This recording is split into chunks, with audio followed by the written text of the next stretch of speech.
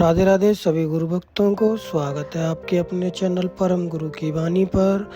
आज के एकांतिक वार्तालाप दर्शन में हम श्री प्रेमानंद महाराज जी द्वारा व्यवहारिक जीवन में जो परेशानी आती हैं उनसे कैसे बाहर निकलें, कोई आसान तरीका, कोई उपाय, ऐसे ही प्रश्नों के उत्तर हम श्री प्रेमानंद महाराज जी द्वारा इस एकांत वार्तालाप में सुनेंगे।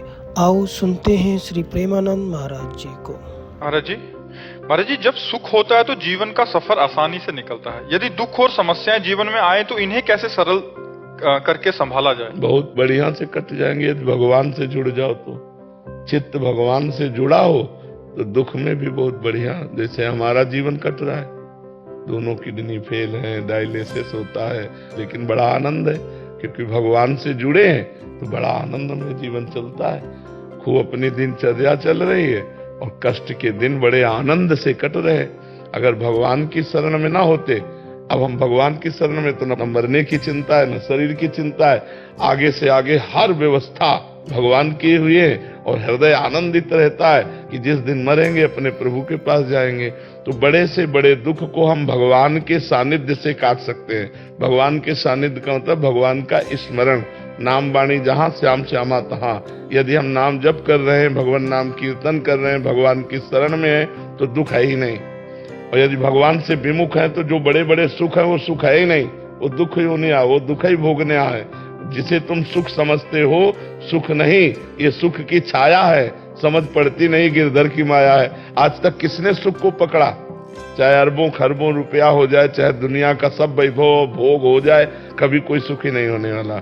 सुखी तभी होगा जब भगवान की शरण में होगा। जाकी कृपा लवलेस ते मतिमंद तुलसी दास हो, पायो परम विश्राम राम समान प्रभु नाहि कहूं। भगवान के समान कोई आनंद देने वाला नहीं। तो हम दुख के समय में भगवान का सानिध्य अनुभव करें, भगवान की कृपा अनुभव करें। और ये तभी होगा जब हम खूब सत्संग सुने, नाम जप करें। पवित्र बुद्धि भगवान का संयोग अनुभव करती। अपवित्र बुद्धि तो संसारिक लोगों से सहयोग मांगेगी, और संसारिक लोगों का सहयोग दुख देने वाला है और भगवान का सहयोग ही सुख देने वाला है। दुख में हम सुख पूर्वक जी सकते हैं भगवान के आश्रय से, भगवान के चिंतन से। दूसरा कोई उपाय नहीं है। अगर भगवान का सानिध्य है तो भगवान ने समस्त सृष्टि रची है, वो हमारे लिए नई सृष्टि रच देंगे। भगवान को यदि हम सानिध्य में रखें तो बड़े से बड़े दुख को हम पार कर सकते हैं। अगर भगवान नहीं तो फिर तो दुख ही दुख है, फिर क्या है। भगवान का सानिध्य अगर ना होता तो आज हमारी दुर्दशा हो जाती। ना अर्थ, ना व्यवस्था, न कोई पानी देने वाला नहीं था। भगवान वही अनंत रूपों में, जैसे नहीं कि वही माता है, वही पिता है, तो इन सब संतों के रूप में वही भगवान आकर के हमें संभाले, वही हमारी सेवा। कैसे हम तुम्हें बताएं कि भगवान कितना प्यार करते हैं? उन्हीं के प्यार से प्यार है। नहीं तो हर दुख में, हर विपत्ति में हम बड़े आनंद से जी सकते हैं यदि हम भगवान का आश्रय लिए हो, भगवान का नाम जप कर रहे हो। धर्मेंद्र चौधरी जी बिहार से। राधा वल्लभ श्री हरिवंश महाराज जी, आपके चरणों में कोटि कोटि प्रणाम। महाराज जी, अशुद्ध अंतःकरण के क्या लक्षण है? जो मन और इंद्रियों के द्वारा प्राकृतिक भोगों के भोगने के लिए अधर्म युक्त वृत्ति रखता है।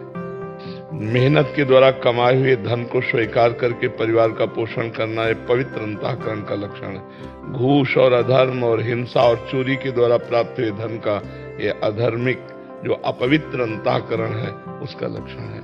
जो सत्य मार्ग पर चलना चाहता है, भगवान का स्मरण करना चाहता है, दूसरों को सुख देना चाहता है, वो पवित्र अंतःकरण है। जो अधर्म मार्ग में मनमानी आचरण में चलना चाहता है, जो दूसरों को दुख देता है, जो अपनी वासनाओं की पूर्ति के लिए केवल पागल है, वो अंतःकरण अपवित्र अंतःकरण है। अपवित्र अंतःकरण नरक, पवित्र अंतःकरण शुभ कार्य परायण स्वर्ग या ब्रह्मलोक तक। और जो भजन करता है भगवान का, भगवान को प्राप्त होता है।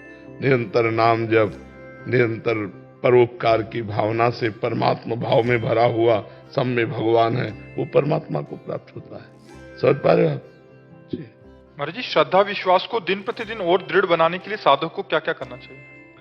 भगवान से प्रार्थना करनी चाहिए कि हमारी श्रद्धा और हमारे विश्वास में कभी कमी ना आने पावे प्रभु।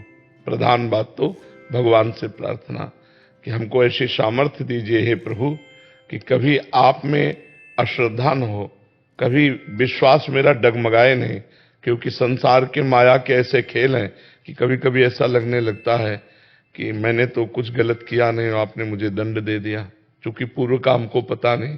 कभी कभी हमारी श्रद्धा लड़खड़ा जाती है कि हम बहुत आपकी पूजा करते हैं, लेकिन हमारे पुत्र को छीन लिया, हमारी पत्नी को छीन लिया, हमारी संपत्ति को छीन लिया, ऐसी घटनाएं होती हैं। तो हे नाथ, हमारे में श्रद्धा और विश्वास की कमी न हो।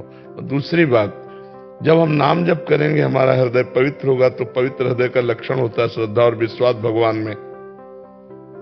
पवित्र हृदय भगवान के चरणों की तरफ भागता है, अपवित्र हृदय माया की तरफ भागता है। दो ही है, भगवान और भगवान की माया। तो हम भगवान से प्रार्थना करें और नाम जप करें और संत महात्माओं के चरणों में प्रणति हो, उनको प्रणाम करें, तो उनकी कृपा दृष्टि से संत दरस जी में पातक तरे, संतों के संभाषण और दर्शन मात्र से हमारी श्रद्धा और विश्वास को बल मिलता है। अगर हम असंतों का संग करेंगे तो हमारी श्रद्धा और विश्वास क्षीण हो जाता है। अगर कुसंग हो जाए तो अंतःकरण मलिन होकर पवित्र हृदय वाला भी नरकगामी बन जाए। अगर साधु संग हो जाए तो नरकगामी पुरुष भी परम धाम का स्थान, परम पद प्राप्त कर ले साधु संग से। जैसे चरणों के नीचे रहने वाली रज जब वायु का संस्पर्श पाती है तो ऊंचे ऊंचे स्थानों में जाकर के लग जाती है। गगन चढ़ई रज पवन प्रसंगा, और जब नीच प्रवाह करने वाले जल का संग करती है तो कीचड़ होकर नीचे मिल जाती है। तो कुसंग का त्याग और सत्संग का सेवन हमारे श्रद्धा और विश्वास को पुष्ट करता है और भगवान से प्रार्थना करता रहे। अनुपमा कुमारी जी। राधा वल्लभ श्री हरिवंश। महाराज जी, त्रिगुणातीत लोगों की क्या पहचान है? लोग नहीं होते हो, लोग तो त्रिगुण के अंतर्गत होते हैं। जो त्रिगुणातीत होते हैं उनको लोग नहीं कहते। त्रिगुणातीत महापुरुष की क्या पहचान होती है? उन्हें लोग कहना अपमानित करना है। लोग जन साधारण को बोला जाता है, नहीं बोला जाता। जो त्रिगुणातीत होते हैं उन्हें महापुरुष बोला जाता है, महाजन बोला जाता है। भगवान के समान वो हो जाते हैं त्रिगुणातीत, तो उनके सामने लोग नहीं लगाया जाता। हम अपने शब्दों का सुधार करें। महापुरुषों का क्या पहचान होती है? तो वो मान रहित होते हैं, वो मोह रहित होते हैं, उनके ऊपर किसी भी संग का प्रभाव नहीं पड़ता। वो निरंतर आत्म स्वरूप में स्थित रहते हैं, उनमें कोई कामना नहीं रहती। वो समस्त द्वंद्वों में समान भाव से रहते हैं, समस्त जगत को भगवान का स्वरूप देखते हैं और सुख दुख में समान भाव रखते हुए निरंतर परमात्मा में स्थित रहते हैं। ये त्रिगुणातीत महापुरुष का लक्षण है। इस श्लोक में निर्माण अमोहा जित संग दोषा अध्यात्म नित्या विनिवृत्त कामा द्वंद्व विमुक्ता सुख दुख संगई गच्छन्त मूढ़ा पदम अव्ययम तद। वो अव्यय पद का अधिकारी महापुरुष, वही त्रिगुणातीत अव्यय पद। और जी, राधा तत्व को जानने की चाह कैसे उत्पन्न करें? श्री कृष्ण चरणों का आश्रय, श्री कृष्ण नाम जप, श्री कृष्ण की आराधना और श्रीमद् भागवत का गायन पाठ श्रवण। इससे पहले हम परिपक्व हों तब हमारी लाडली जो की लाल रंगीलो गाइए ताते प्रीति रंगीली पाइए। लालजू कृपा करें तब राधा तत्व की तरफ, क्योंकि राधा तत्व लालजू के हृदय का मूर्तिमान आह्लाद है, प्रेम है। जो मूर्तिमान श्री कृष्ण के हृदय का प्रेम है वही श्री किशोरी जी के रूप में सांद्रानंद घन प्रेम मूर्ति किशोरी। डायरेक्ट कोई किशोरी जी को नहीं प्राप्त कर सकता। लाल रंगीलो गाइए ताते प्रीति रंगीली पाइए और ललित रंगीली गाइए ताते प्रेम रंग रस पाइए। तो ये बात। अनिल कुमार जी। राधे राधे महाराज जी। महाराज जी, मन की स्थिरता कैसे होगी? नाम जप से। निरंतर नाम जप करने का अभ्यास करें। मन किसी वस्तु में जाएगा, किसी व्यक्ति में जाएगा, किसी स्थान में जाएगा। मन भूत की चिंतन में जाएगा, बीते हुए काल के चिंतन में, ये हुआ, या आगे भविष्य की कल्पना करके जाएगा। तो वर्तमान के समय को भूत और भविष्य की चिंता में नष्ट न करें और जिस वस्तु व्यक्ति स्थान में हमारा मन जाए उसे हम बार बार हटाकर भगवान के नाम में लगावें। तो भगवान के नाम के प्रभाव से बार बार हटाकर नाम में लगाने के अभ्यास से एक दिन हमारा मन शांत और निर्मल हो जाएगा। अभ्यास योग युक्तेन चेतसा नान्यगामिना। अभ्यास जब ऐसा कर लिया जाता है तो फिर चित्त चंचल रहित हो जाता है, मन संकल्प विकल्प रहित हो जाता है। जब खूब नाम निरंतर जपने का अभ्यास और जहां जहां मन जाए वहां से हटा करके भगवान के नाम रूप में लगाना। सुमित जादौन जी। राधा कृष्ण। महाराज जी राधे राधे, आपके चरणों में कोटि कोटि प्रणाम। महाराज जी मेरा जन्म स्थान वृंदावन है, पर वर्तमान में मैं जर्मनी में कार्यरत हूँ। महाराज जी कृपया मार्गदर्शन करें कि मैं अपने कार्य और जीवन के संतुलन को भगवत प्राप्ति में कैसे लगा पाऊं तथा इन दोनों के बीच में एक प्रकार का कैसे संतुलन बना पाऊं। जैसे आप अपने कार्य के लिए जा रहे हैं, आप राधा राधा रटते हुए जा रहे हैं तो क्या परेशानी है। आप कार्य प्रारंभ के मन से भगवान को प्रणाम किया कि प्रभु अब इस संसार की कार्य रूपी पूजा में मैं जा रहा हूं। 8 घंटे 10 घंटे जो भी कार्य कर रहे हैं उस पूरे समय को भगवान को अर्पित कर दें। बीच बीच में राधा राधा स्मरण कर दें। फिर लौट रहे हैं तो भगवान का स्मरण करते हुए आ रहे हैं। घर में आए अपने ठाकुर जी विराजमान कर लो, उनकी थोड़ी सेवा पूजा की, नाम कीर्तन किया, खाया पिया, धर्म पूर्वक विषयों का सेवन किया, फिर सो गए, फिर जगे, भगवान को प्रणाम किया, फिर अपनी दिनचर्या प्रारंभ की। अपने को भगवान से जुड़ना है। अच्छा, कोई भी ऐसा काम नहीं कि 8-10 घंटा आप इतना रमे रहें कि स्मरण के लिए टाइम ना मिले। एक बार राधा कहने में क्या जाता है। अगर हम 10 मिनट में एक बार राधा बोल देते हैं, इतना बिजी काम तो नहीं है, नहीं। हाँ, तो हम 10 मिनट में एक बार राधा बोल दें और 8-10 घंटा जो काम किया वो भगवान को कि हे सच्चिदानंदमय श्री कृष्ण, हे प्रभु, ये जो 10 घंटे हमने सांसारिक कार्य किया ये आपको समर्पित करते हैं। तो कर्म समर्पण और निरंतर भगवान के चिंतन से आवागमन चक्र नष्ट हो जाता है। चित्त का निरंतर भगवान के चिंतन में रहना और समस्त कर्म भगवान को समर्पित कर देना इस संसार से मुक्त होने का परम साधन है। तो गृहस्थी में संसार के कार्य करते, हाँ ये है कि आहार विहार ठीक होना चाहिए। जैसे जर्मनी में हो, अब यदि मांस वांस पाओगे तो फिर है नहीं, गोपाल जी का भोग लगता है फिर हम। हाँ, बहुत सुंदर, तो बढ़िया है, फिर बहुत बढ़िया है। दिनेश यादव जी इटावा से। महाराज जी राधे राधे। महाराज जी मेरा प्रश्न है कि सामान्य जन से अज्ञानतावश होने वाले कार्य अनुचित पाप की श्रेणी में आते हैं या फिर गलती या अपराध में? पाप और अपराध में कोई अंतर है? हाँ, अंतर है। जैसे हम जा रहे हैं और हम चूक गए और पैर किसी जीव पे पड़ गया अनजाने, ये पाप है। लेकिन हम बकरा काट करके खा रहे हैं, मुर्गा काट करके खा रहे हैं या उनका मांस ला रहे हैं, ये अपराध है। अचानक आपके धक्का लग गया, आप हमसे नाराज हो गए, हमारी कोई गलती नहीं थी, अब आप हमारे ऊपर आवेश दिखा रहे हैं, हम सह गए, तो हमारे जो भूल से पाप हुए थे वो नष्ट हो जाएंगे। और यदि हम लड़ाई झगड़ा शुरू कर दिया तो नया संस्कार, नया दोष उपस्थित हो जाएगा, अब अपराध बन जाएगा हमसे। किसी संत की निंदा कर देना, धर्म के विरुद्ध आचरण करना, शास्त्र के विरुद्ध आचरण करना, ये सब अपराध के अंतर्गत आएगा। जैसे नामा अपराध, धामा अपराध, वैष्णव अपराध, संत अपराध, सेवा अपराध, ये सब अपराध के अंतर्गत आते हैं। अब हमारा जैसे किसी माता बहन की तरफ गंदी, ये पाप है। शराब पीना पाप है, जुआ खेलना पाप है, हिंसावृत्ति, ये सब। तो ये कुछ पाप और अपराध सगे भाई जैसे हैं और इनका जब तक भगवान में बुद्धि नहीं लगती, विवेक नहीं जागृत होता, तब तक सबसे होते रहते हैं। कोई ऐसा नहीं कि एक व्यक्ति ही कोई पापी है या अपराधी है, हम सब हैं, छोटे बड़े। जब तक भगवान में चित्त नहीं लगेगा तब तक मनमानी आचरण बनेंगे, मनमानी आचरण बनेंगे तो कुछ पाप होंगे, कुछ अपराध होंगे। इसलिए हमें चित्त को भगवान में जरूर लगाना चाहिए। बिना भगवान के हम निरपराध नहीं रह सकते। कुछ अपराध प्रकट में हो जाएंगे और खुल जाएंगे तो कानून सजा दे देगा, तो आप पवित्र हो जाएंगे। और जिन अपराधों की कानून ने सजा नहीं की, उनकी सजा भगवान की तरफ से होगी। फिर ऐसी जगह फंसोगे जहां अपराध नहीं किया लेकिन दंड मिलेगा। आपको फंसा दिया गया, आप कहते हो पक्का कसम से कहते मैंने नहीं किया, माना आपने नहीं किया, लेकिन आपने वो कर्म किए हैं जिनका दंड नहीं मिला, तो आपको निरपराध अवस्था में भी वो अपराध आपको दंड दिला देगा, क्योंकि वो पूर्व का गुप्त अपराध है और आपको दंड मिलेगा, यद्यपि आप निरपराधी हैं।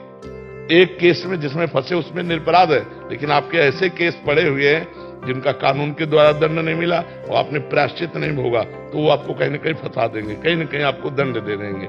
इसलिए जल्दी से जल्दी प्रायश्चित कर लेना चाहिए। भगवान का नाम कीर्तन सब पापों को नष्ट करता है। रोज आधा घंटा 1 घंटा ताली बजाकर अपने घरे में कीर्तन करो। नाम संकीर्तनम यस्य सर्व पाप प्रणाशनम, समस्त पापों का नाश कर देता है। नाम जप नाम कीर्तन समस्त अपराध और पापों का ये नाश कर देता है। जल्दी से जल्दी कर लेना चाहिए, नहीं वो दंड देने वाला बन जाएगा, फिर मिटाना मुश्किल है। जैसे हम भजन मार्ग में बचपन से लगे, लेकिन पूर्व जन्म का पाप कर्म दंड देने को उदय हुआ तो मां के गर्भ से ही किडनी, पॉलिसिस्ट किडनी जो मां के गर्भ से वंशानुगत आती, आगे अब भोगना पड़ रहा है। पाप को जल्दी से जल्दी नष्ट कर दे, नहीं अगर वो आ गया तो फिर भोगना पड़ेगा। प्रारब्ध बनकर जब आ गया तो फिर भोगना पड़ेगा। इसलिए नाम जप करो, नाम कीर्तन करो। और इतना तो हमें लगता है सबको पता कि ये नहीं करना चाहिए, क्योंकि अंदर में भगवान बैठे बता देते हैं सबको, नहीं बता देते। जैसे आप गलत करना चाहो तो अंदर आता है यार ये गलत है, ये नहीं करना चाहिए, पर हम वो बात मानते नहीं है। अगर वो अंदर के गुरु की बात मान ले तो हमसे पाप ही ना हो। कुछ भी सोचो गलत होगा तो तुरंत उत्तर अंदर आएगा कि ये ठीक नहीं है, तुम गलत सोच रहे हो। लेकिन हम वो बात मानते नहीं, कर बैठते हैं, फिर हमें भोगना पड़ता है। हरि स्वरूप दास जी, स्वामी नारायण आश्रम, गुजरात। राधे राधे महाराज जी। महाराज जी, साधु संत को प्रमुख जीवन उद्देश्य क्या होना चाहिए? संयम, परमात्मा प्राप्ति। संयम इसलिए पहले रखा कि परमात्मा प्राप्ति की लालसा और परमात्मा प्राप्ति तभी होती है जब सदाचार परायण जीवन हो। अगर अपवित्र जीवन है, मनमानी जीवन है, तो परमात्मा प्राप्ति का लक्ष्य हो ही नहीं सकता। परमात्मा प्राप्ति का लक्ष्य की जो पूर्ति होती है वो संयम और सदाचारी को होती है, जो अपनी इंद्रियों को, अपने मन को भोगों से बार बार हटाकर प्रभु में लगाता है और अपने चरित्र को पावन रखता है, अपने विचार पावन रखता है। एक क्षण भी कभी परमात्मा से विलग चिंतन नहीं करता है, वही साधु परमात्मा प्राप्ति के योग्य है। शांति, अपने प्रति किए हुए तिरस्कार, अपमान को शांति पूर्वक सह जाना और उसके प्रति मंगल भावना करना। जो हमारे निंदा कर रहा है, जो हमारा अपमान कर रहा है, जो हमारा तिरस्कार कर रहा है। अव्यर्थ कालत्वम, एक क्षण भी परमात्मा चिंतन से विलग समय नहीं जाना चाहिए। विरक्ति, लोक परलोक के समस्त भोगों से वैराग्यवान हो। ये साधु की महिमा, जहां भगवत प्राप्ति की योग्यता आती है। शांति, अव्यर्थ कालत्वम, विरक्ति और मान शून्यता, तनिक भी मान प्राप्ति की चाह न हो। सब ही मानप्रद और आप अमानी, सबको मान दे, स्वयं अमानी रहे। आशा बंधा, ये दृढ़ आशा इसी जन्म में भगवान की प्राप्ति होगी। समुत्कंठा, नाम गाने सदा रुचि, उत्साह के सहित भगवान के नाम चिंतन में, नाम सुमिरन में, नाम कीर्तन में, बिल्कुल ऐसा कि जैसे अमृत मिल गया हो, जैसे प्यासे को पानी मिल गया हो, ऐसे प्यास बुझाने के लिए जन्म जन्म की वो नाम जप कर रहा है, एक एक नाम का स्वाद ले रहा है। समुत्कंठा, उत्साह के सहित कीर्तन कर रहा है, नाच रहा है, गा रहा है। समुत्कंठा, नाम गाने सदा रुचि, आसक्ति तद गुणाख्याने, भगवान के चरित्र कहने में, सुनने में उसकी प्रबल आसक्ति होनी चाहिए। जैसे अफीमची का अफीम में आसक्ति होती है, नशेबाज का अपने नशे में, तो आशा वसन व्यसन याति नहीं, रघुपति चरित्र होए ता सुने। भगवान के चरित्र सुनने के लिए हमारे कान लालायित रहे, हमारी जिह्वा भगवान की चर्चा करने के लिए व्याकुल रहे। आसक्ति तद गुणाख्याने और प्रीति तद वसति स्थले, जहां हमारे आराध्य देव की लीला स्थली है वहां हमारी आसक्ति होनी चाहिए, वहां प्रीति होनी चाहिए। अगर ये लक्षण है तो निश्चित हमारे अंदर भगवत प्राप्ति की योग्यता आ जाएगी। शांति, अव्यर्थ कालत्व, विरक्ति, मान शून्यता, आशाबंधा, समुत्कंठा, नाम गाने सदा रुचि, आसक्ति तद गुणाख्याने, प्रीति तद वसति स्थले इत्यादि भावांकुरे जनाहा, उसके हृदय में प्रेम का अंकुरण हो जाएगा और प्रेम से प्रकट हुए में जाना। प्रेम आ गया तो भगवत प्राप्ति हो गई। ये साधुता के लक्षण है। ब्रह्मचारी डॉक्टर नंद नानंद जी, वृंदावन से। महाराज जी, क्या भजन मार्ग में भी मोह उत्पन्न हो सकता है? इससे कैसे बचें? किससे मोह? किससे मोह? पूर्व के जीवन की अनेक स्मृतियां उभर आती हैं जिससे केवल मानसिक दुख उत्पन्न होता है। वो स्मृतियों को कहने का सामर्थ्य गुरुदेव उन स्मृतियों को विवेक के द्वारा मिटाया जाता है। भाई हम पूर्व जन्म में क्या थे, हमारी स्मृति तो है नहीं। गर्भ में 9 महीने मां के रहे, कोई स्मृति नहीं। इस जन्म में जो हमारे मां बने, पिता बने, भाई बने, बंधु बने, रिश्ते बने, नाते बने, उनकी स्मृति है, उसको हमें मिटाना है। जीते जी हमारी वो सब स्मृतियां मिट जाएं और एक स्मृति रह जाए। यस्य स्मरण मात्रेण जन्म संसार बंधनात् विमुच्यते नमस्तस्मै विष्णुवे प्रभु विष्णुवे। भगवान श्री हरि की स्मृति, हरि स्मृति सर्व विपद विमोक्षणात्। भगवान की स्मृति समस्त विपत्तियों का नाश कर देती है। तो हमें भगवान की स्मृति से युक्त रहना है। हमें माता की स्मृति, परिवार की स्मृति जैसे स्फुरणा हुई तो उसे काट देना है। जैसे हम स्वप्न को सत्य नहीं मानते तो थोड़े दिन में वो मिट जाता है, ऐसे हम इन संबंधों को सत्य न माने। जननी जनक बंधु सुत दारा, तन धन धाम सुहृद परिवारा, सबकी ममता ताग बटोरी, मम पद मनहि बांध बटोरी। भगवान कह रहे इन सब संबंधों की डोर बटोरो और मेरे चरणों में बांधो। तो इनको मिथ्या बार बार करने से इनका अस्तित्व खत्म हो जाता है। एक जादू का तमाशा है। झूठे से किसी वस्तु के लिए बोलने लगो, इसके बिना मैं रह नहीं सकता, अगर आसक्ति ना हो जाए तो मुझे बता देना। और झूठे से जिससे आसक्ति हो कहने लगो ऊपर से, नहीं नहीं हमारा इससे कोई संबंध नहीं, हमें इसकी कोई जरूरत नहीं, बिल्कुल आसक्ति खत्म हो जाए। ये प्रयोग की बात बता रहा हूं। मतलब कुछ होती है ना शास्त्रीय बातें, कुछ होती है प्रयोग की बातें। ये प्रयोग की बात है।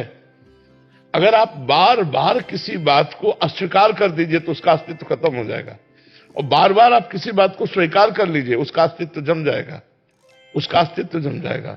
देखो हमने स्वीकार किया पुरुष हूं, तो 50 वर्ष साधना करने पर भी ये नहीं भूला जाता कि मैं पुरुष हूं, और जबकि मैं सच्चिदानंद हूं और ये शरीर जड़ है, हमारा इसका कोई संबंध ही नहीं। पर कितना घोर संबंध हो गया स्वीकृति से कि लगता मैं ही शरीर हूं, इसके सिवा। तो हम जब अपने शरीर का राग मिटा देंगे तो शरीर संबंधियों का राग अपने आप मिट जाएगा। और ये होता है शरणागति से। तन मन वचन कर्म से भगवान की शरण में होकर खूब भजन करो, तो जो अन्य स्मृतियां हैं उनको अवसर न मिले। जो भजन एक तार कहा गया है वो अन्य स्मृतियों को मिटाने के लिए कहा गया है। अन्य स्मृतियों को अवसर मिलता है जब हमारे भजन में पोलाहट होती है, जगह होती है, समय होता है, तो अन्य स्मृति आती है। नहीं हमारा गाढ़ चिंतन नाम मंत्र का चल रहा है तो अन्य स्मृति आने की गुंजाइश नहीं। अगर वो स्मृति स्फुरित होती है तो उसे हम काटते हैं, मिथ्या है। ब्रह्म सत्यम जगन मिथ्या, तो जितना व्यवहार सब मिथ्या है ना, उसे आपको कहना पड़ेगा तू मिथ्या है, ये सब मिथ्या है, ऐ संबंध तू मिथ्या है, ऐ वस्तु तू मिथ्या है, ऐ स्थान तू मिथ्या है। नहीं, सत्य है तो इसी में परमात्मा सत्य है, और उसी परमात्मा की मैं शरण में हूं। अब इन बाह्य रूपों में, बाह्य खिलवाड़ में मैं फंसने वाला नहीं। ये अंदर चलाना पड़ेगा, अंदर ऑपरेशन करना पड़ेगा। और अगर चाहत हुई और हम संयोग कर लिए, चाहे भोग का हो, वस्तु का, या व्यक्ति का संयोग, या स्थान का संयोग, तो पुष्ट हो जाएगा। फिर तुम्हारा मिथ्या कुछ कहने से नहीं होगा, संयोग न होने पाए। और हम जन्म जन्म से भगवान से विमुख हुए, भटकते रहे। अब इस जन्म में इस नाटक में नहीं फंसना, बैरागी, इस नाटक में नहीं फंसना। अब हमारा लक्ष्य परमात्मा हम जानते हैं। एक बार श्री स्वामी मंगनानंद सरस्वती जी सेनपुर, बड़े सिद्ध महापुरुष थे, उनके पिताश्री मिलने आए। तो जो भी शिष्यों ने कहा कि सरकार पिताजी मिलने आए, बस कमंडल लौकी का रखते थे, कमंडल उठाए, लंगोटी बांधी, भाग पड़े। दिगंबर रहते थे, भाग पड़े रेती की तरफ, गंगा की तरफ। जब वो पिताजी आए तो सब शिष्यों ने कहा महाराज जी वो देखो भागते हुए जा रहे हैं, अगर महाराज जी मिलना नहीं चाहते तो हम आपसे चरण पकड़ के प्रार्थना करते हैं कि आप दोबारा ना आइएगा। तो जब महाराज जी के पिताजी चले गए, वो लौट के आए तो उनका महाराज जी जैसे सबसे मिलते हो ऐसे पिताजी से मिल लेते क्या जाता था, बड़े महापुरुष थे। तो उनकी हमारे प्रति संत बुद्धि नहीं है, पुत्र बुद्धि है। और कहीं ना कहीं इस शरीर के वो पिता हैं, हमारा राग पुष्ट होगा, इसलिए भाग पड़े, नहीं मिले अपने पिताजी से। तो हमें लगता है कि जो हमारे महापुरुष चल रहे हैं जिस मार्ग में, हमको उसी मार्ग में चलना चाहिए। महाजनों का तेनसा पंथा। अगर हम बार बार अपने परिवार वालों की स्मृति, बार बार परिवार वालों से मिलना, परिवार वालों से संबंध, तो भगवान से संबंध शिथिल हो जाएगा, जो हुआ भी है। तो हमें चाहिए कि वैरागी मार्ग, विरक्त मार्ग, कि इससे उनका भी कल्याण होगा और अपना भी कल्याण पुष्ट होगा। वो 21 पीढ़ी के अंतर्गत है।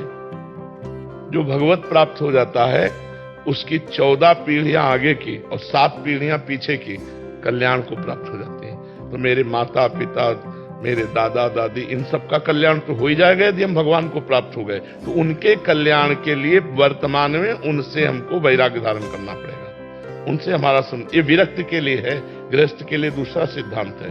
विरक्त को स्वजन संबंधियों का भगवान के लिए त्याग करना, दूरादपास्य स्वजनान, और सुखमर्थ कोटिम, रुपए के द्वारा प्राप्त होने वाले करोड़ों सुखों का त्याग करना और साधना के द्वारा प्राप्त होने वाले सुखों का त्याग करके एकमात्र अपने इष्ट के भरोसे होकर सुमिरन करे, बहुत जल्दी भगवत प्राप्ति हो जाएगी। अन्य भरोसा, साधना का भी भरोसा नहीं, भरोसा इष्ट का है।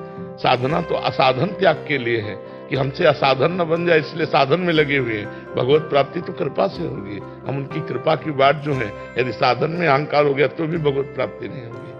तो ऐसे हम अपने स्वजन संबंधियों के राग का त्याग करें। भगवान ने कहा है कि मेरे लिए स्वजन संबंधियों का त्याग करना, मेरे लिए समस्त सुखों का त्याग करना, मेरे लिए मेरी कथा सुनना, मेरा नाम कीर्तन करना, अपने जीवन को मेरे में बना देना, यही मेरी भक्ति का स्वरूप है। भगवान के लिए कीर्तन कर रहे हैं, अपने लिए नहीं कर रहे। कीर्तन भी अपने लिए नहीं कर रहे, भगवान के लिए कर रहे हैं। ये सुनकर वो प्रसन्न होंगे। जब कर रहे हैं भगवान की स्मृति कर, बार बार स्मृति, अपने लिए नहीं कर रहे कुछ, भगवान इससे प्रसन्न हो जाए, भगवान इससे अपने चरणों की रति दे। इसलिए विरक्त का जो मार्ग है, चाहे वो भक्ति मार्ग हो, चाहे वो कर्म मार्ग हो, चाहे वो ज्ञान मार्ग हो, वो राग रहित होता है, तभी अनुराग को प्राप्त होता है। जगते भयो फिरे वैरागी, वृंदावन रस में अनुरागी। भुवनेश श्याम शर्मा जी, कोटा, राजस्थान से। राधे राधे महाराज जी, आपके चरणों में अनंत कोटि प्रणाम। सरकार, भागवत जी में लिखा एक श्लोक है, वृतासुर चतुर्श्लोकी अनुसारेण यथा अहम हरे तब पादेन मूलम, एक श्लोक है महाराज, इसमें कह रहे हैं कि अर्थात जब जीव भगवत लीला अनुसंधान पद आदि गायन वाचन के माध्यम से करे हैं, वहां में कभी भाव भ्रष्टता आवे सु, वाचिक अथवा मानसिक भ्रष्टाचार भयो होए तो अपराध कहाँ प्रायश्चित, मतलब उसका अपराध का प्रायश्चित क्या? वही लीला गायन, वही नाम कीर्तन, उसका प्रायश्चित, उससे अलग कोई प्रायश्चित नहीं। भगवान ने कहा है, एक तो मेरे भक्त से कोई गलती नहीं होती, पापाचरण नहीं होता। यदि स्वभाववश, कुसंगवश, पूर्व जन्म के संस्कारवश कोई गलती हो जाती है तो उसे अलग प्रायश्चित नहीं करना चाहिए। कृत्य चंद्रायण व्रत आदि प्रायश्चित नहीं करने चाहिए। वो उसी लीला गायन नाम कीर्तन नाम जप के द्वारा उसका प्रायश्चित हो जाता है और वो आगे बढ़ जाता है। अमित सिंह जी, हरियाणा से। राधे राधे। राधे राधे महाराज जी, जब मैं था तब हरि नहीं, अब हरि है मैं नहीं। गुरुदेव, मैं पर विजय कैसे पाई जाए? जब शुद्ध मैं को जान लोगे तो अंतःकरण की मैं को छूट जाएगा। शीशा हट गया तो प्रतिबिंब खत्म हो गया। दो अहम है, एक तो शुद्ध में ब्रह्म स्वरूप है, कोई मिटा नहीं सकता, वो ब्रह्म स्वरूप में भगवान का है। और एक अंतःकरण धर्म में मैं है जो देह भाव को प्राप्त हो गया, मैं स्त्री हूं, मैं पुरुष हूं। इसे साधना के द्वारा मिटाया जाता है। ये जब मिट जाता है तो शुद्ध ब्रह्म स्वरूप में है। तो जब मैं ये अंतःकरण का है तब तक हरि नहीं है। देहाभिमानी को हरि का अनुभव नहीं होता। और जो शुद्ध भगवत स्वरूप सोई जाने जे देह जनाई, तो जानत तुम्हें हो जाए, तो ब्रह्म स्वरूप हो जाता, दो नहीं रह जाते। मैं हरि स्वरूप हो जाता, ब्रह्म स्वरूप हो जाता है। तो जब मैं था तब हरि नहीं, जब देहाभिमानी में स्त्री पुरुष भाव में था तब हरि का अनुभव नहीं हुआ। अब हरि का अनुभव हुआ तो मैं लीन हो गया, हरि में लीन हो गया। जानत तुम्हें हो जाए, तो अब हरि और मैं दो नहीं बचा, वो मैं शुद्ध ब्रह्म में हो गया। ये अंतःकरण धर्म के मैं को मिटाने के लिए साधना है। भगवान का नाम जप करना, शास्त्रों का स्वाध्याय करना, पवित्र भोग पाना, समाज की सेवा करना और सबका फल मांगना, भगवान की भक्ति, भगवान का ज्ञान, संसार से वैराग्य, तो इससे मिट जाता है। बिना अंतःकरण के मैं का देहाभिमान मिटे, भगवत साक्षात्कार नहीं होता। और जहाँ भगवत साक्षात्कार हुआ तो वही परमात्मा मैं स्फुरित हो रहा था, कोई और थोड़ी था।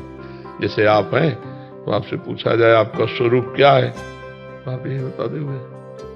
तो ये स्वरूप छोड़िए, ये तो पांच भौतिक देह है। हाँ, जो स्वरूप है वो ब्रह्म में है, वो परमात्मा में है। उसी तक पहुंचना जो आपका स्वरूप है, आपको अपने तक पहुंचना है। और जब अपने में आ गए तो वही हरि है, वही आप है, कोई दो नहीं है। द्वैत मिटा, एक रह गया अभेद केवल परमात्मा। वासुदेवा सर्वमित समात्मा सुदुर्लभा। सब जगह भगवान वासुदेव विराजमान है। ऐसा जिसका सिद्ध अनुभव है वो भगवान का स्वरूप ही है, वो भगवान से विलग नहीं है। तो जब मैं था तब हरि नहीं, अब हरि है मैं ना है। तो प्रेम गली अति सांकरी तामे दो न समाए। ये प्रेम का मार्ग अत्यंत सांकरा, इसमें द्वैत नहीं जाता, अद्वैत निष्ठा। एकमात्र मैं ही मैं, एकमात्र हरि ही हरि, परमात्मा ही परमात्मा, और कोई है ही नहीं। पर ये बहुत ऊंची स्थिति है। भजन के द्वारा जब तक देहात्म भाव का नाश नहीं हो जाता तब तक आत्मस्वरूप का बोध नहीं होता। और जब बोध होगा तो एक है, दो नहीं है, एक ही है। मनमोहन जी, राधे राधे महाराज जी।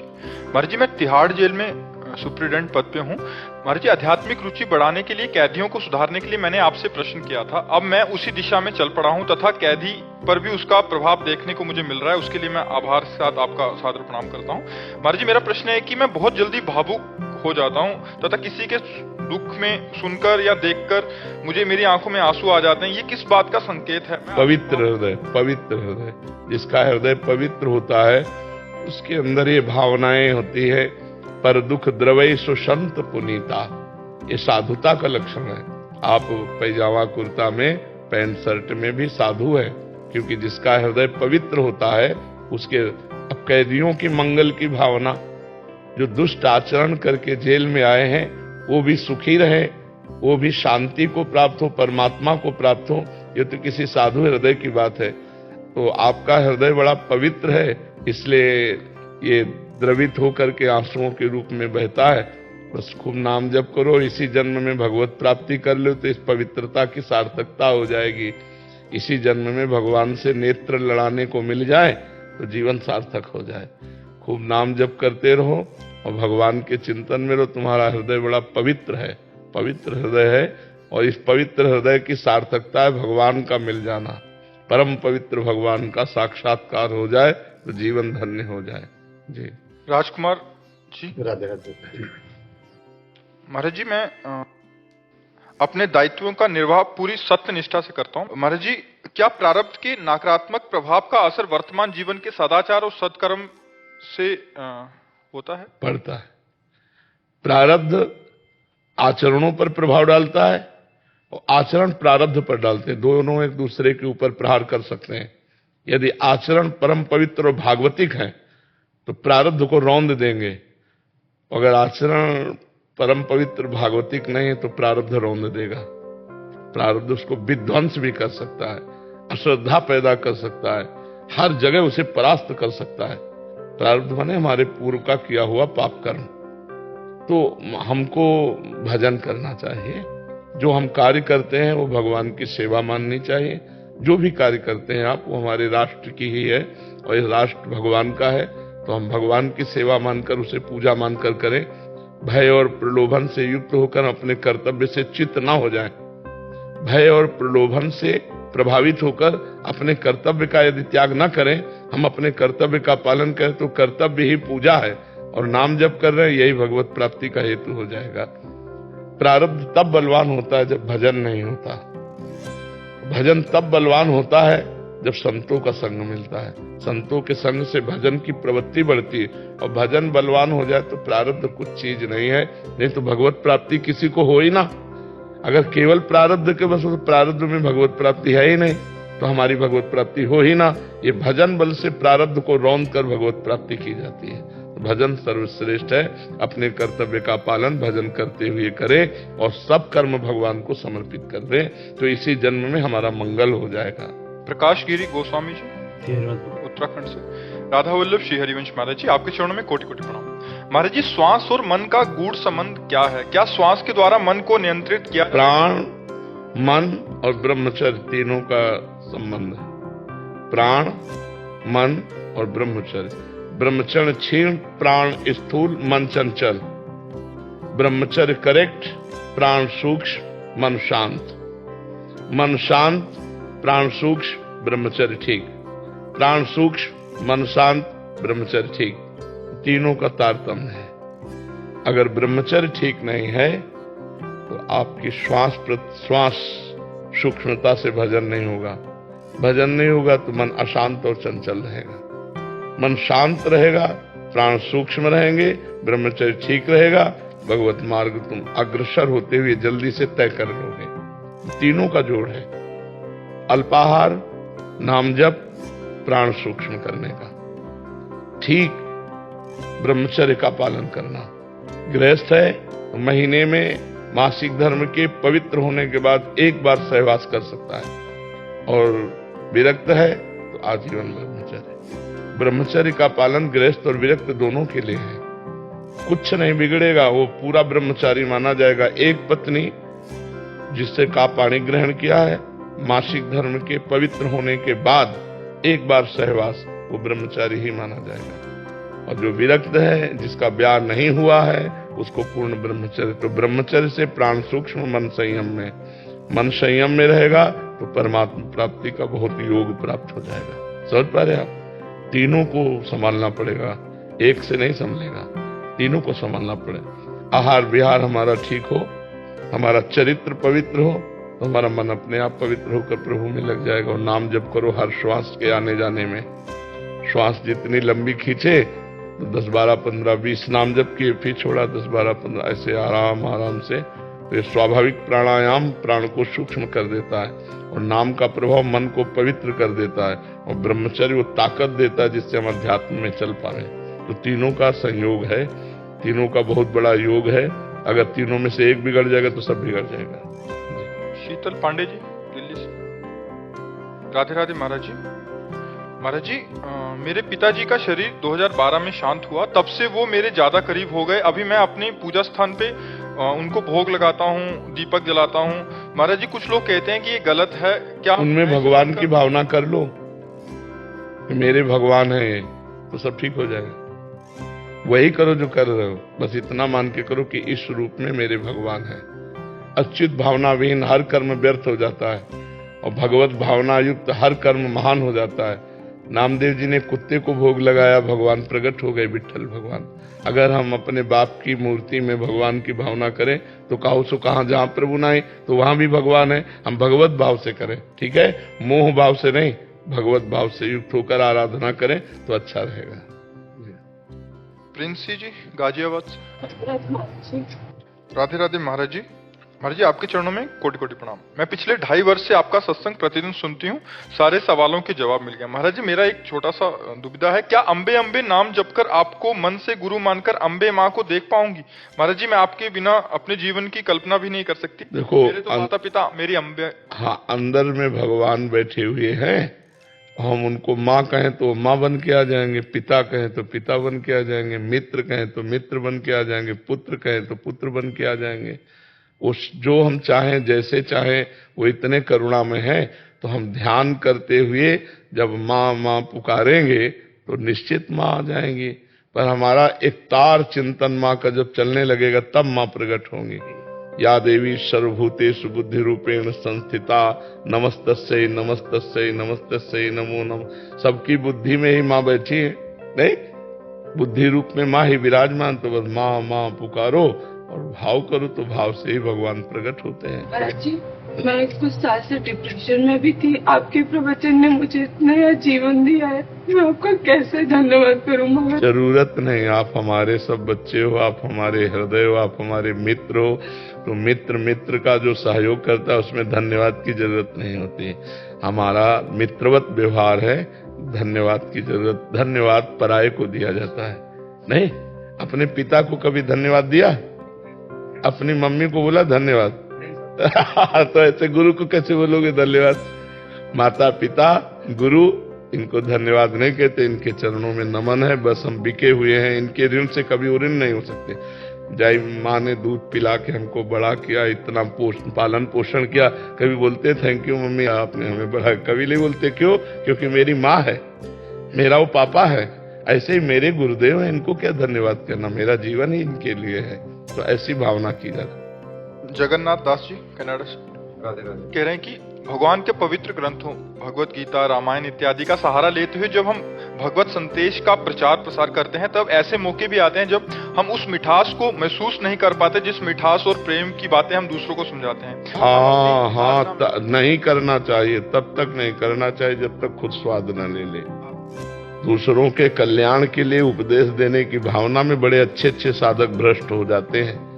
पक्की बात हम तुम्हें कह रहे, 100%, इसमें 1% में मिलावट नहीं है, क्योंकि जहां अनुभूति हुई नहीं, भगवदानुभूति, परमानंद का स्वाद चखा नहीं, विषयानंद के प्रति महत्व बुद्धि गई नहीं, और उपदेश परमानंद का करने लगे, तो उसके प्रभाव से विषयानंद उसे घेरता है, कंचन कामनी कीर्ति।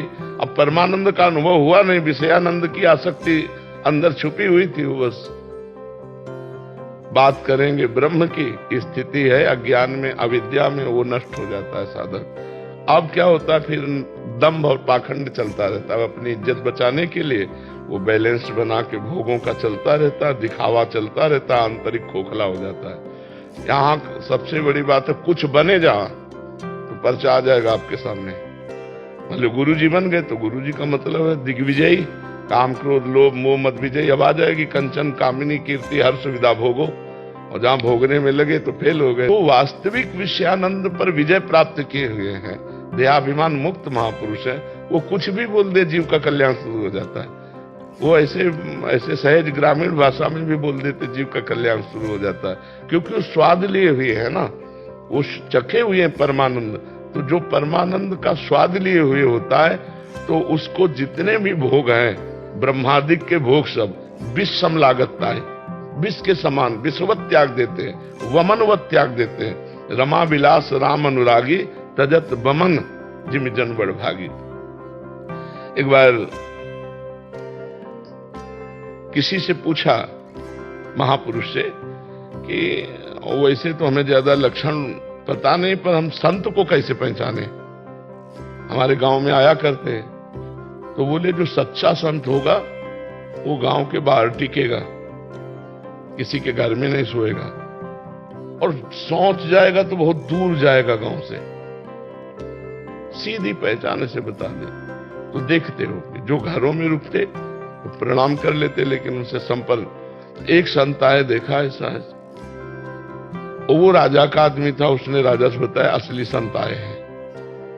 और वो गांव के बहुत दूर सोच गए, गांव के वृक्ष के नीचे रुके, रात्रि पार करनी थी। राजा आया, प्रणाम किया, बड़ा स्वागत किया। राजा ने कहा हमने प्रण किया, हम अपनी बेटी का ब्याह अच्छे संत से करेंगे और अपनी पूरा राज्य दे देंगे, तो आप अच्छे संत हो, हमारी बेटी का पाणी ग्रहण करें और पूरा राज्य का शासन स्वीकार करें।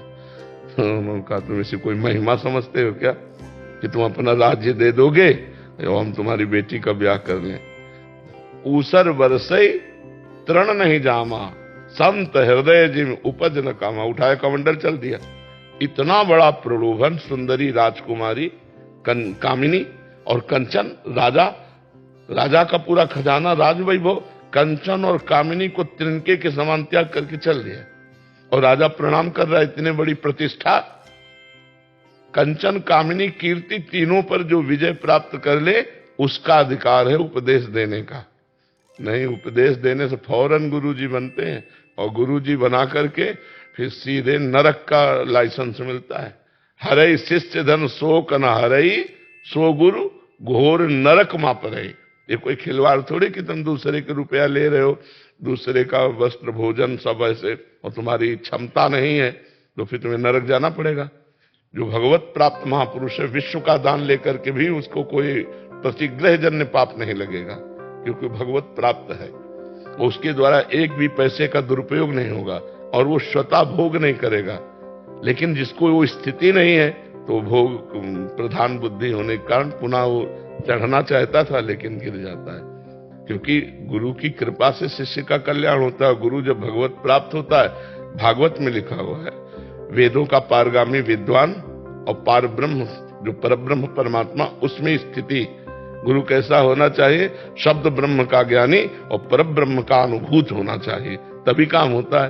तो उपदेश दे करके दूसरों को कल्याण की या समझाने की भावना तो गौड़ होती, मुख्य होती। दूसरों से अर्थ लेना, पैर पुजाना, यश कीर्ति, नाम बहुत खतरनाक, बहुत देखने में तुम्हें बहुत अच्छा लग रहा है, लेकिन हम अंदर से आपको कह रहे हैं उद्योग गृहस्थ में रहकर इसका कैसे त्याग किया जाए, कंचन की अधिकाओं अपनी पत्नी से अनुराग करे और धर्म पूर्वक धन कमावे और परिवार का पोषण करे, और जहां कोई प्रणाम नमस्कार करे तो अपने को अयोग्य समझे, बस पार हो गए।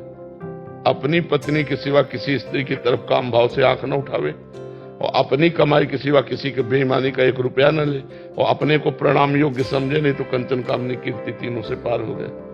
और विरक्त को है पूरे विश्व की माताओं बहनों की तरफ कभी काम दृष्टि से न देखे, और जो भी धन संपत्ति है वो सब श्री भगवान की है। श्री भगवान साधु सेवा, जन समाज सेवा, पशु पक्षी की सेवा में लगा दे, और अपने को जो प्रणाम नमस्कार मिल रहा है वो गुरुदेव का है, क्योंकि ये भेष गुरुदेव का दिया हुआ है, मंत्र गुरुदेव का दिया हुआ है। तो हमें भागवती पुरुष समझकर ही तो कोई प्रणाम कर रहा है, तो गुरुदेव को प्रणाम जा रहा है, तो वो बच जाएगा कंचन कामनी कीर्ति से, और बिना इनसे बचे बहुत। और फिर जब जैसे हमें रबड़ी का स्वाद मिल जाए तो गुड़ का सीरा कौन चाटेगा, बातें चाहे जितनी बनावे। ऐसी प्रचंड माया है, बहुत प्रचंड माया है, बहुत प्रचंड माया, जिसका समाज और एकांत एक जैसा हो, जिसका वचन और हृदय और आचरण एक जैसा हो, वो महात्मा है। जो वचन जैसा बोला वैसे उसके आचरण, वैसे उसका हृदय, मन, वचन और क्रिया इसकी एक जैसी, वो महात्मा। मन में कुछ और, वचन में कुछ और, क्रिया में कुछ और, वो दुरात्मा। तो जब तक भगवदानंद का स्वाद नहीं मिलेगा तब तक कोई टिक नहीं सकता अपनी मर्यादा में। माया विचलित ही कर देगी, गिरा ही देगी। राधे राधे महाराज जी। महाराज जी, श्री जी की कृपा से मेरी 3 बेटियां हैं, जिनमें एक हाल में हुई है। इनका महाराज जी प्रश्न है कि जब इनकी पहली बेटी हुई तो घर वालों ने खुशियां मनाई, लेकिन साथ में ये भी कहा कोई बात नहीं, अगली बार लड़का होगा। 3 साल बाद दूसरी बेटी हुई तो कई जनों ने कहा कि पहले अल्ट्रासाउंड करा लेते।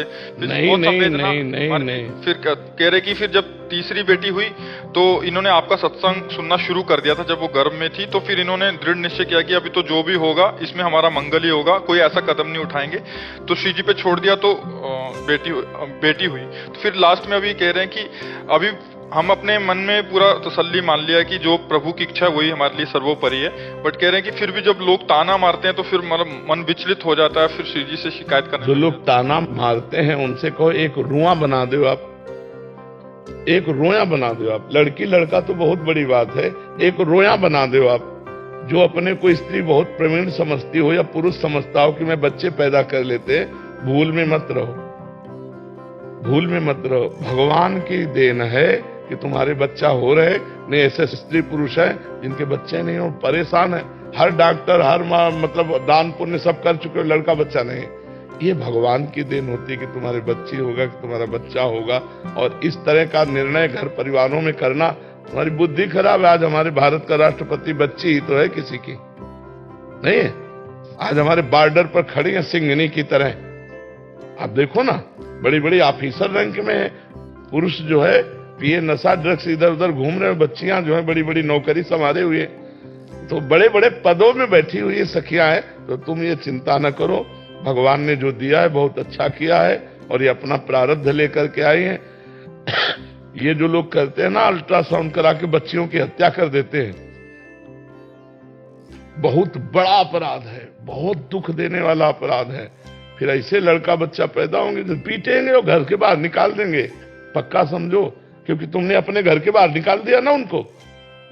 घर ही तो है, उधर एक घर है, उसमें बच्चा पल रहा है, बच्चा हो या बच्ची, आप उसको नष्ट करवा दिए। भ्रूण हत्या, गर्भ हत्या बहुत बड़ा पाप है, ये नहीं करना चाहिए। संयम से रहो, बच्चों की हत्या कराने की क्या जरूरत है। और बच्ची हो या बच्चा, आजकल तो दोनों के बराबर समानता है। हमें लगता है पिता की प्रॉपर्टी पर बच्चियों का भी अधिकार हो गया है, नहीं हो गया। तो जो बच्चे का अधिकार हो, बच्ची का अधिकार है।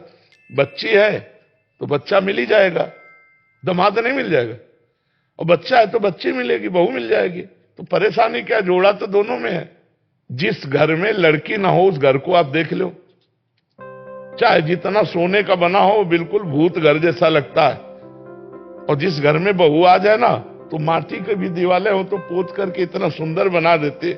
लड़कियों के प्रति ऐसी लोगों की है भावना शायद दहेज के कारण बैठ गई कि लोग जो दहेज बहुत मांगते हैं तो लगता है लड़की वाले को लगता है 3 लड़कियां, मतलब शादियां ऐसी होती हैं, लोग ऐसे मांगते हैं। वैसे हमें लगता है कि लड़की की प्रधानता रखनी चाहिए, दहेज की नहीं, क्योंकि हमें लगता है कि लड़कियां बोझा दहेज के कारण लगी होंगी। क्यों? महाराज जी, एक तो दहेज ये बहुत बड़ा कारण है, दूसरा कि बुढ़ापे में मेरी सेवा करेगा। तो दामाद लड़की नहीं करेंगे, दामाद लड़की करते हैं। हमें तो लगता है कि जिनके लड़का है उनकी भी सेवा लड़कियां ही करती हैं।